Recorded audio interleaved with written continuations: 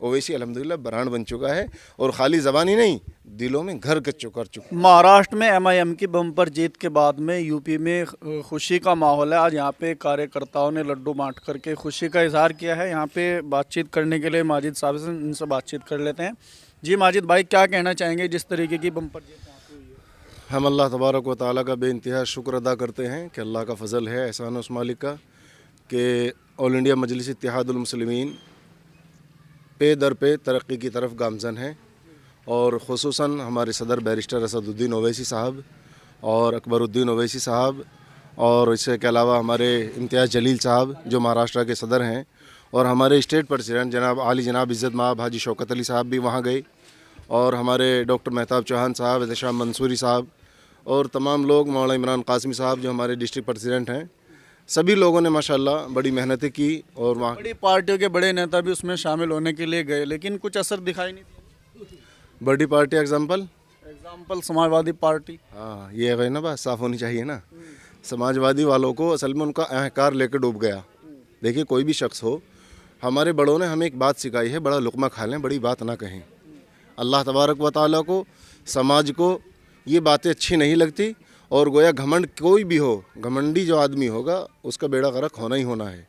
तो इसलिए उल्टी गिनती शुरू हो चुकी है अब समाजवादी की कि कल समाजवादी के गोया स्टेट प्रेसिडेंट कह रहे थे कि हमारी पार्टी दूसरे नंबर की पार्टी है, हमारे पास 37 सांसद हैं, हमारे पास इतने विधायक हैं, हमारे पास इतने विधायक, कहाँ रह गए? हत्ता कि अबू आसिम आज़मी साहब जहाँ से विधायक हैं वहाँ से भी नहीं जीत पाए, वहाँ से भी ख़त्म हो गई कहानी। तो ये साफ संकेत है कि गोया लोग जो हैं, जुल्म के ख़िलाफ़ जो कोई खड़ा होगा लोग उसके साथ रहेंगे। लेकिन जिस तरीके से कहा जाता है कि जहाँ पे आप लोग जाते हैं वहाँ पे भाजपा को मजबूती मिलती है और वहाँ पे भी कुछ ऐसे ही देखने को मिला जहाँ पे कांग्रेस पहले मतलब मेयर रह चुकी है, वहाँ से जो है भारतीय जनता पार्टी जीत गई। सबसे पहली बात यह है कि हमारे सदर बैरिस्टर असदुद्दीन ओवैसी साहब और तमाम लोग ये कह रहे हैं, चीख पुकार कर कह रहे हैं, हमें हिस्सेदारी दे दो, हमें अपने साथ ले लो, हमें गठबंधन में ले लो। अगर हमारी वजह से कोई नुकसान ज़ाहिर नज़र आ रहा है उन्हें, तो गोया वो गठबंधन में ले लें। अब तुम हमें गठबंधन में तो नहीं लोगे, खाली वोटर बना करके तुम हमें रखोगे, तो हम किसी के ग़ुलाम तो नहीं हैं। आज़ाद मुल्क है, कॉन्स्टिट्यूशन का गोया कानून चलता है यहाँ किसी के लिए कोई किसी की जागीर नहीं है। दूसरी चीज़ आपके सवाल का जवाब, बीजेपी आ जाती है।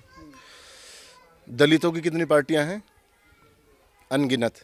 ठीक है, एक मिसाल के तौर पर आज़ाद समाज पार्टी नई पार्टी है, उसके समाज ने किसी ने नहीं कहा कि तेरी वजह से बीजेपी आ जाएगी। मायावती की वजह से नहीं कहा कि तेरी वजह से बीजेपी आ जाएगी। और इसके अलावा जो है और भी बहुत सारी पार्टियां हैं, राजभरों की पार्टी है, कुशवाहा की पार्टी है, चम्मड़ की पार्टी है, जाटाऊ की पार्टी है, कुर्मी की पार्टी है, यादव की पार्टी है, राजपूतों की पार्टी है, ब्राह्मणों की पार्टी है, यानी A to Z समाज की पार्टियाँ हैं। और हमारी पार्टी ओनली मुसलमानों की पार्टी, ऑल इंडिया मजलिस इत्तेहादुल मुस्लिमीन, और ख़ाली मुसलमानों की नहीं। अल्हम्दुलिल्लाह इसमें ये भी बता दूं मैं आपको कि जो हमारे 125 मतलब जो है प्रत्याशी वहाँ जीते हैं हमारे, तो उसमें जो है हिंदू लोग भी हैं माशाल्लाह, ये बड़ी खुशी की बात है। लेकिन कहा जाता है ओवैसी सिर्फ मुसलमानों की बात करते हैं, ओवैसी कॉन्स्टिट्यूशन की बात करते हैं, ओवैसी हर मुस्लिम गोया शोषित वंचित की बात करते हैं। अभी आपको नई बात अभी शायद नहीं मालूम होगा, जो लोग पढ़ते हैं वो कम नॉलेज के रखते हैं। रोहित वेमुला का जो मामला था दिल्ली के अंदर, जो गोया उसको बच्चे को मार दिया गया था, तो वो एक दलित समाज का बेटा था।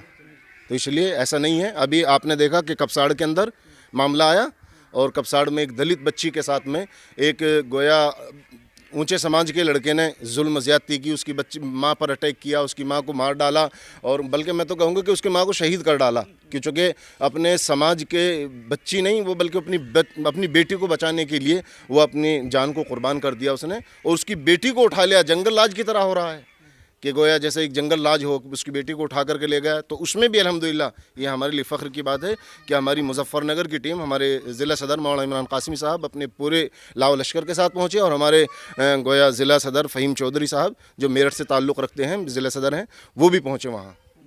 अच्छा, कहा जा रहा है कि भाईजान की नज़र इस बार जो है यूपी में है, महाराष्ट्र की जैसे जिस तरीके से जीत हुई है, तो उसको लेकर यूपी किसी के बाप की जागीर थोड़ी है, यूपी में लड़ेंगे, चुनाव लड़ेंगे इंशाल्लाह। 22 की तरह फिर मतलब वही चीज़ें होंगी क्या? वही क्या, मतलब जैसे 3000, 4000, 10,000, 20,000 वोट ली। देखिए मेरी बात सुनिएगा, बच्चा जब पैदा होता है तो एकदम खड़ा होकर के नहीं चलता, गिर पड़ के ही सवार होता है। आज अल्हम्दुलिल्लाह देख रहे हैं ना आप, महाराष्ट्र का रिज़ल्ट आपके सामने है, बिहार का रिज़ल्ट सामने है। इंशाल्लाह उत्तर प्रदेश का सेमीफाइनल 2026 में ज़िला पंचायत में रिज़ल्ट देंगे इंशाल्लाह। खासतौर से इस बात पर ध्यान दीजिएगा कि जहाँ जहाँ AIMI मजबूत होती है वहाँ वहाँ मुस्लिमों को या तमाम सेकुलर पार्टियों को वहीं वहीं नज़र आता है सब कुछ, जहाँ भी लड़ती हैं ऑल इंडिया मजलिस इत्तेहादुल मुस्लिमीन।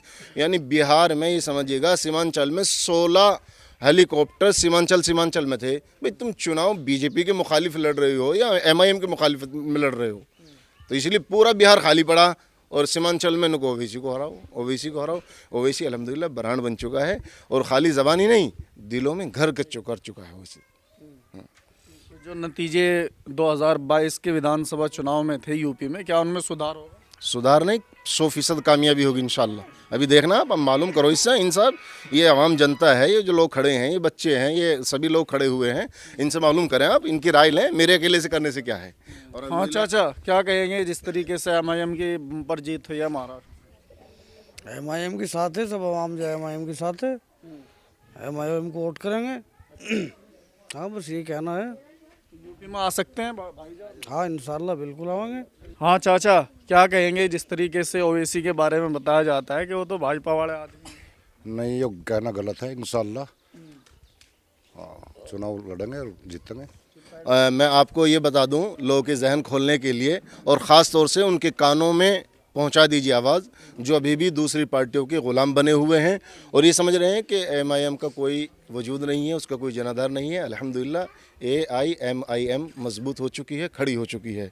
औरंगाबाद से 33 सीटें जीते हैं हम अल्हम्दुलिल्लाह, अमरावती से 11 और मुंब्रा से 5, गोवंडी से 4, धुले से 10 और अकोला से 3, नांदेड़ से 13, मालेगांव से 21 और अहमदनगर से 2 और जालना से 2 और सोलापुर से 8 और परभानी से 1, ये सीटें जीते हैं अल्हम्दुलिल्लाह सुम्मा अल्हम्दुलिल्लाह। अल्लाह का फजल है, इन भाइयों की दुआ और उन माओं की, बुज़ुर्गों की, उन बच्चों की, और ख़ास तौर से उनमें वे प्रत्याशी ज़्यादा सक्सेसफुल हुए हैं जो दूसरी पार्टियों से चुनाव लड़ने के इच्छुक थे, लेकिन उनके साथ धोखा किया और उनको गोया झूठ बोल करके उनको टिकट नहीं दिया। अल्हम्दुलिल्लाह ऑल इंडिया मजलिस इत्तेहादुल मुस्लिमीन ने उनको सीने से लगाया और उसमें हिंदू भी हैं, दलित भी हैं, आदिवासी भी हैं, सभी लोग कामयाब।